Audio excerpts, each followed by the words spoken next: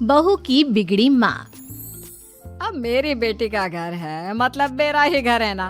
क्या आप भी समझन जी। हाँ हाँ, वो बात भी सही है आपकी। ये तो आप ही का घर है, जब चाहे मुंह उठा के आ जाया कीजिए, कोई दिक्कत नहीं। ये कहानी है त्रिवेणी की, जिसकी बेटी मालविका की शादी अर्जुन से होती है। अर्जुन एक बहुत ही बड़ा बिजनेसमैन होता है और अर्जुन और मालविका को कॉलेज से ही एक दूसरे से प्रेम होता है।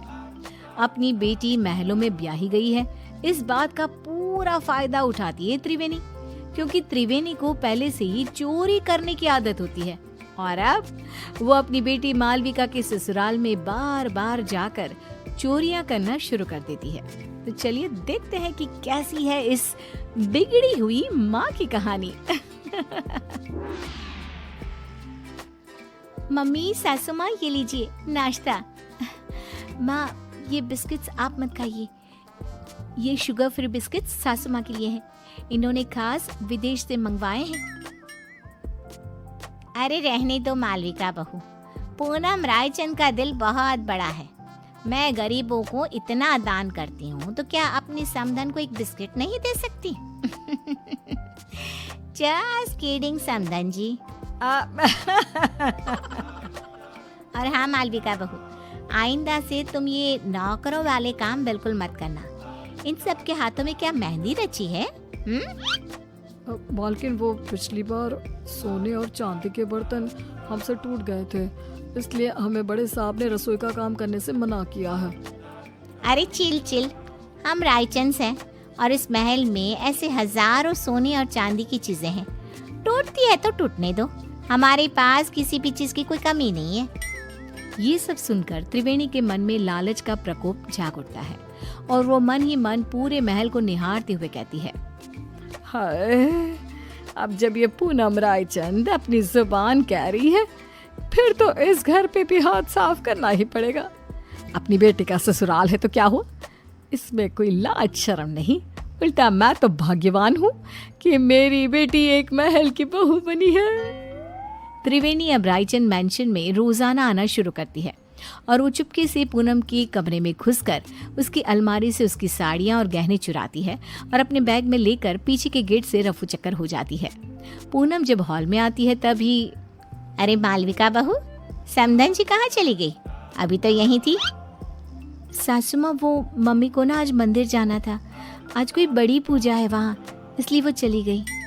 पूनम जब अपनी साड़ियाँ और गहने गायब दिखती है तो, ओफो, लगता है फिर से मैं अपनी साड़ियाँ और गहने कहीं रख कर भूल गई। लगता है लॉन्ड्री में गई है साड़ियाँ और गहनों को पॉलिशिंग के लिए दिया होगा। पूनम को भूलने और लापरवाही की आदत थी और कोई भी चीज यहाँ से वहाँ हो जाए तो वो उसका कसूर अपनी लापरवाही पर थोप देती, जो कि सच नहीं था। ये बस पूनम के मन का भ्रम था।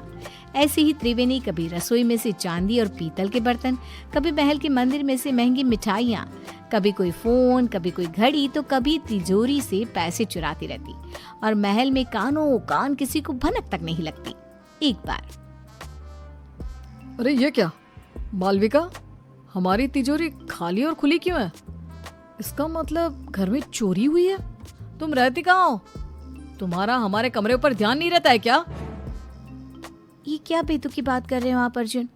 मैं इस घर की बहू हूँ और मेरे कंधों पर दुनिया भर की जिम्मेदारियां रहती हैं। अब क्या मैं कुर्सी लगाकर कमरे में बैठकर चौकीदारी करती रहूं? वही रह गया है क्या?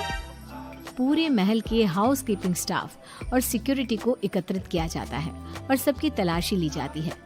पूनम को अब समझ में आ जाता है कि पिछले कुछ दिनों से सिर्फ उसकी ही नहीं बल्कि महल की काफी चीजें भी गायब हो रही थी। पूनम का पति इंद्रेश कहता है, अरे पूनम, तुम खामखा अपने आप पर भुलक्कड़ होने का, लापरवाही होने का शक कर रही थी, जबकि चोरियां सिर्फ हमारी ही नहीं, पूरे महल की चीजों की चोरी हो रही थी और मालविका बहू और अर्जुन की भी कई सारी चीजें गायब हुई हैं। महल में सिक्योरिटी इंचार्ज बोलता है, बड़े साहब, हमने ये बात आपको बताने की कोशिश की, लेकिन पिछले कुछ दिनों से आप शहर के बाहर थे और मालकिन जी भी दिन भर बाहर रहती थी, तो बता ही नहीं पाए। महल में छोटी सी छोटी चीजें भी चोरी हो रही है। ये बात तो अब बहुत गंभीर हो गई है, और तगड़ी सिक्योरिटी तैनात कर लो। लेकिन अब इस घर में कोई चोरी नहीं होनी चाहिए। तभी वहां पे त्रिवेणी आ जाती है। क्या हुआ दामाद जी, और आप सब इतने चिंतित और परेशान से क्यों नजर आ रहे हो? कोई समस्या आन पड़ी है क्या? हाय हाय। अर्जुन त्रिवेणी को आए दिन होने वाली चोरियों के बारे में बताता है और त्रिवेणी थोड़ी सी घबरा भी जाती है। अरे बाप रे बाप, इतनी बड़ी बात!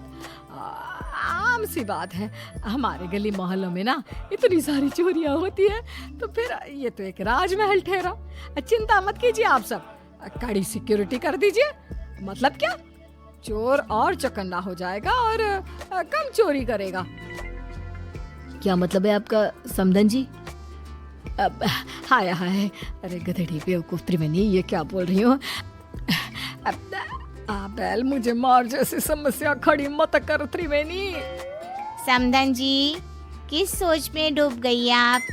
अब कुछ भी तो नहीं समधन जी, समधी जी, मैं तो बस ये कह रही हूँ कि आप अपना सारा सामान सहज के छुपा के रखिए, इसमें भलाई होगी आपकी। पूनम को त्रिवेणी के इस व्यवहार पर थोड़ा सा शक आ जाता है। त्रिवेणी अब से रायचंद मैंशन में आना जाना कम कर देती है अपने घर में। बस अब अपना अगले कुछ दिनों तक का स्टॉक तो मैं भर लाई हूँ। अब वहाँ रायचंद मैंशन में मामला काफी गर्म है। जब तक वो ठंडा नहीं हो जाता, मैं वहाँ तीज त्योहारों में ही आया जाया करूँगी, क्योंकि अगर मैं वहाँ गई तो चाहे मैं एक चम्मच ही क्यों ना लूं, उसे भी चोरी करने से अपने आप को रोक नहीं पाऊंगी। क्या करूँ, आदत से मजबूर जो हूँ। और बेवकूफ रायचंद, उन्हें तो पता भी नहीं कि आस्तीन का सांप रोज उनके घर में आकर चोरी करके जाता है। बेचारे, जितने माला माल हुए उतने ही कंगाल भी हो गए। महल में एक नौकर पूनम के पास जाकर उससे कहता है, मालकिन, मुझे ना आपको एक बात बतानी है। वो दरअसल छोटी मालकिन की मम्मी यानी कि त्रिवेणी जी को मैंने अपनी आंखों से चोरी करते हुए देखा था। क्या तुम घन चक्कर हो क्या? तुम्हें ये बात मुझे पहले बतानी चाहिए थी ना। मुझे वैसे भी उस सो कॉल्ड समधन जी त्रिवेणी पर शक तो आ ही रहा था, लेकिन कंफर्म नहीं कर पा रही थी मैं आपको ये बात पहले इसलिए नहीं बता रहा था क्योंकि मेरे पास कोई सबूत नहीं था और आप मेरी बात पर विश्वास भी नहीं करते। और तो और त्रिवेणी जी इतनी चालाक हैं कि उन्होंने महल की उन्हीं जगहों पर चोरी की है जहाँ सीसीटीवी कैमरा नहीं है। अब देखना मैं क्या चक्रव्यूह रचाती हूँ। अब मैं हमारा पुश्तैनी हीरे का हार सरेआम हॉल में रख दूंगी, और जैसे ही वो त्रिवेणी उस हार को चुराएगी तब मैं उसे रंगे हाथ पकड़ लूंगी। पूनम की इन सब बातों को मालविका कमरे के बाहर ही सुन लेती है और वो अत्यंत हैरान और स्तब्ध हो जाती है। मालविका फौरन अपनी माँ त्रिवेणी को फोन लगाती है। मम्मी, आपसे ये उम्मीद नहीं थी, आपने अपनी ही बेटी के ससुराल में इतनी सारी चोरियां की। वेरी बैड मम्मी, सासू माँ को आपकी इन काली करतूतों के बारे में सब पता चल चुका है।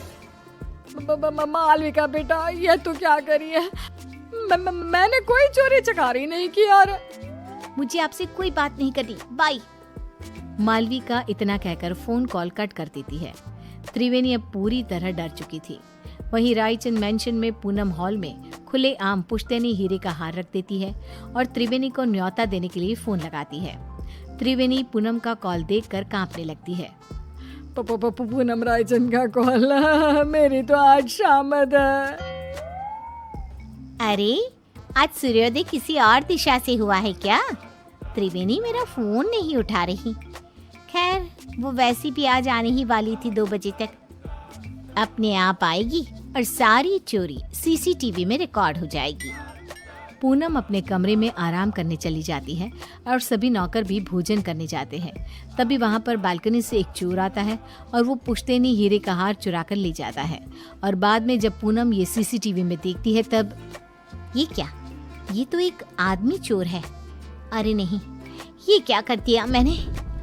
तभी पूनम का फोन बजता है और उसे एक वीडियो मैसेज आता है जिसमें त्रिवेणी का वीडियो होता है। क्यों समधन जी, आपको क्या लगा आप मुझे पकड़ लोगी? लेकिन मैं तो चली 7 समंदर पार, अब आप मुझे कभी पकड़ नहीं पाओगी। मेरी मालविका का ख्याल रखना और अपने सामान का भी। त्रिवेणी, तुम्हारी इतनी हिम्मत! पूनम गुस्से में फोन पटक देती है और वहां त्रिवेणी एरोप्लेन में उड़कर सारा चुराया हुआ सामान लेकर रफू चक्कर हो जाती है।